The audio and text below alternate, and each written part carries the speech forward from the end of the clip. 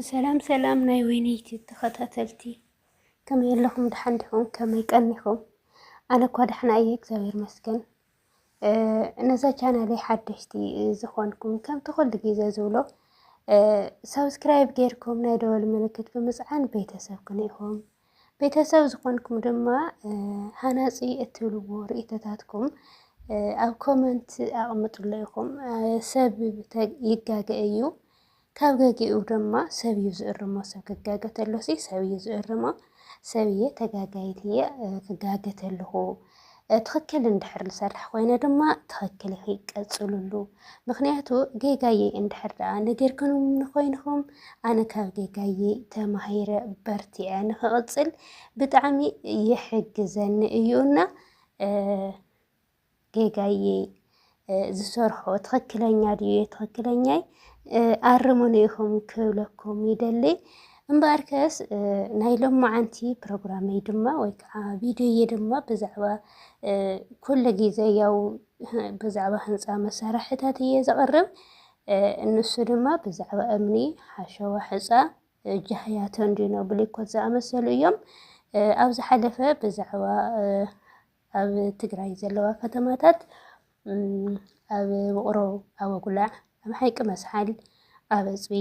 ኣብ መቐለ እውን ዘሎ የምፅየ ብዛዕባ ላውንደሪ ቴሌቪዥን ፍሪጅ ካብኡ ድማ ብዛዕባ ቦታ እውን ትጥይቁኒ ትኽእል ኢኹም ኣነ እውን ብዛ ዝኸኣልክዎ ዓቕመይ ሓቲተ ከምፅአልኩም ይኽእል እየ ናይ ሎማዓንቲ ድማ ብዛዕባ እንታይ ይኸውን ያው ብዛዕባ እምኒ ሓሸዋ ሕፃ እዩ ኣብ እዩ እንተልኩም ድማ ኣብ ከተማ ኣፅቢ በርግጥ የሕልፍ ነይረ ግን ናይ ከተማ ኣፅቢ ግን ናይ በይና ቪድዮሲ ሰሪሕላ ይፈልጥ ብዙሕ ሓበሬታ ክበኒ ሰብ ስለ ዝሰኣንኩሲ ኣቕሪበ ኣይፈልጢ ነይረ እየ ሎማዓንቲ ግን ሓታቲተ ስሚንቶ በሊኮት ሓሸዋ እምኒ ሒዘ መፅአ ኣለኹ ክንደይ ይሽወጣሉ ኣብ ዝሓለፈ ቪድዮታት ኩነታት ከመይ ነይሩ ኣብ ዝሓለፈ ቪድዮ ኣትኹም ረእይዎ ኢኹም እንታይ ቀኒሱ እንታይ ወሲኹ ኣሎ ንኽተገናዝቡ ኣብ ዝሓለፈ ቪድዮታት ያሎ ኣቲኻ ምርኣይ ይከኣል እዩ ኣትኹም ረእይዎ ኢኹም ናይ ሎማዓንቲ ድማ ናብኡ ከብለኩም ይቅርታ ዘረባ ደጋጊመዮ ስሚንቶ ኣብ ከተማ ኣፅቢ ዕለት 15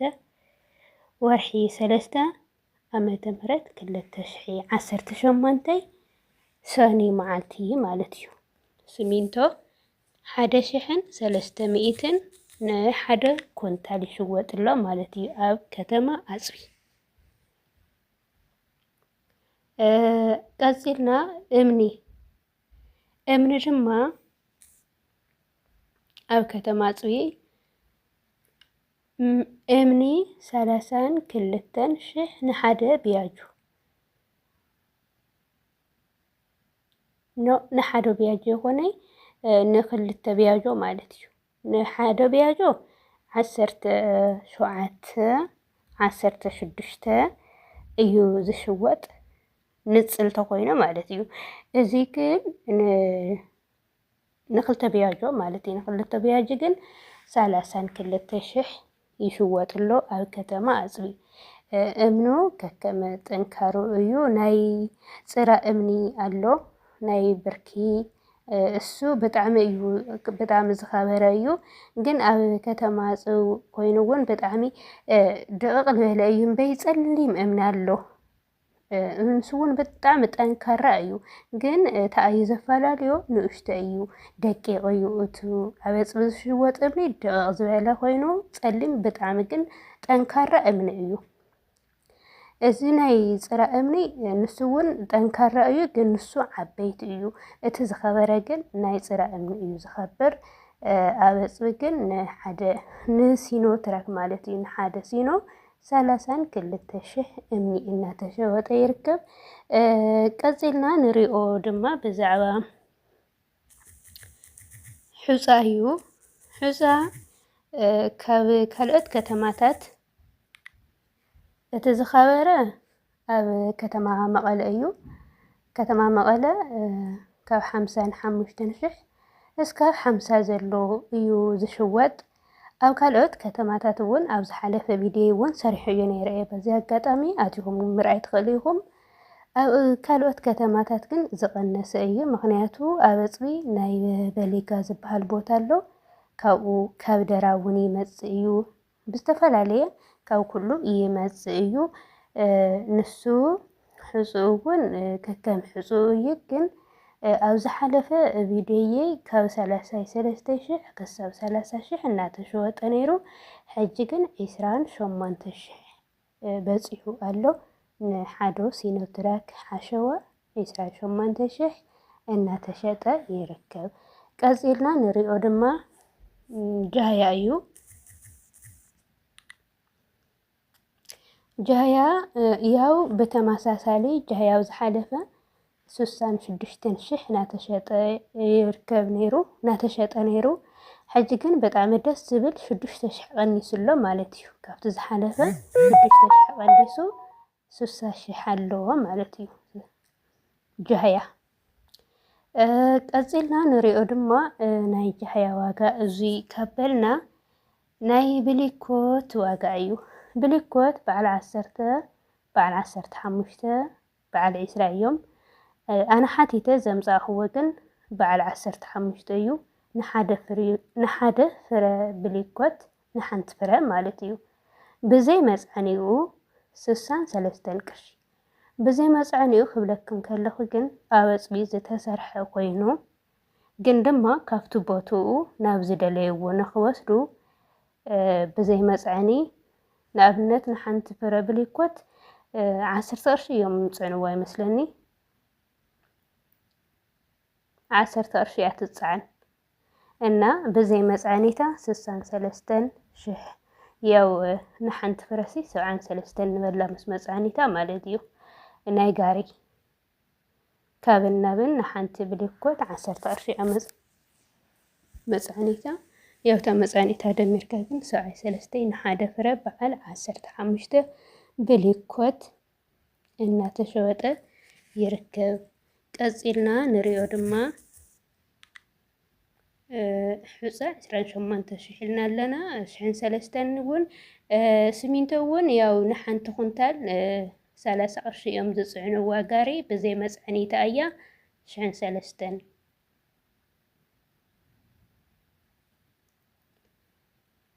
እና እዚኦም ኣብ ከተማ ኣፅቢ ዝወዓለ ዕዳጋ ብዛዕባ ሕፃ እብኒ ስሚንቶ ሓሸዋ ብሊኮት እዚኦም ይመስሉ ነይሮም ያው ብጣዕሚ ደስ ዝብሉ ዕዳጋታት እዮም ካብቲ ዝነበርዎስ ቅንስ ዘበሉ እዮም ጃህያ 6,000 ቀኒሱ እምኒ ደሞ ያው ዳርጋ 5,000 ዝበሃል ቀኒሱሎ ብሊኮት እካ የቐነሰይ ብሊኮት ወሲኹም በይ ብሊኮት ኣይቀነሰይ ሕፃ እውን ያው أو حصة ቀኒሱ ደጋጊመዮ ይቅርታ እምኒ ክብር ዝበለ እዩ አንተ እምኒ ኣይቀነሰን ኣይወሰኸን ወንዳሕና እዩ ዘሎ እና እዚኦም ይመስሉ ነይሮም ክብራት ሕዋተይ ቪድዮ ዘረባ ከብዝሓልኩም ቆረጽ ኢለ ቀልጠፍ ኢለ ልሰርሕ ኣለኹ ንኸይድብራኩም ንኸይትሳላችሁ ሕፅር ምጥን ዝበለ ቪድዮ ኢለ እየ ላሓስቦ በባዬ እና ሕዋተይ ማዕረይኩም ተመጀመሪያ ዝበልኩኹም ንዝተጋግኽዎ ድማ እዚኣ ተጋጊኺ እዚኣሲ ኣብ ከምዚ ቦታ እዚኣ እያ ትሽወጠላ የምነት ንኣብነት ኣብ ከተማ ኣፅቢ ዘለኹም እንድሕር ሰሚዕኹምዎ ኮንኩም እዚ ቪድዮ ዕዳጋ ካብ ዕዳጋ ልቀያየር ስለ ዝኾነ ኣነ ኣብ ሓደ ቦታ እየ ሓቲተ ካብኡ ዝቐነሰ ዝሸጡ እውን ክህልው ይኽእሉ እዮም ካብኡ ዝወሰኸ እውን ዝሸጡ ክህልው ስለ ዝኽእሉ ንኣብነት ሃዳ ኣብ ከምዚ ቦታሲ ከምዚ ይሽወጥሎ ዝብል ሓበሬታ እውን ክህልው ይኽእል እዩ ያው ሎማዓንቲ ዝወዓለ ዕዳጋ እውን ናጋ ክቕንስ ይኽእል ወይ ከዓ ክውስኽ ይኽእል ናይ ዕዳጋ ተቐያየር እዩ እና ዘይወርሀልኩም ግልፂ ዘይኮነልኩም ኣብ ኮመንት ግደፍለ ኢኹም ዝተጋገውዎ ድማ ብድጋሚ ጌጋይ ኣርሙን ኢኹም በቃ ናወልኩ ዘረባ ናወሰኩ ይቅርታ ሰናይ ቅንያት ይኹነልኩም ኣሕዋተይ ማዕረይ ቻው ይመቻችኹም ብሓዱሽ ቪድዮ በካሊእ ፕሮግራም ክሳብ ንራኸብ ሰናይ ቅንያት ክብረት ኣሕዋተይ ሰናይ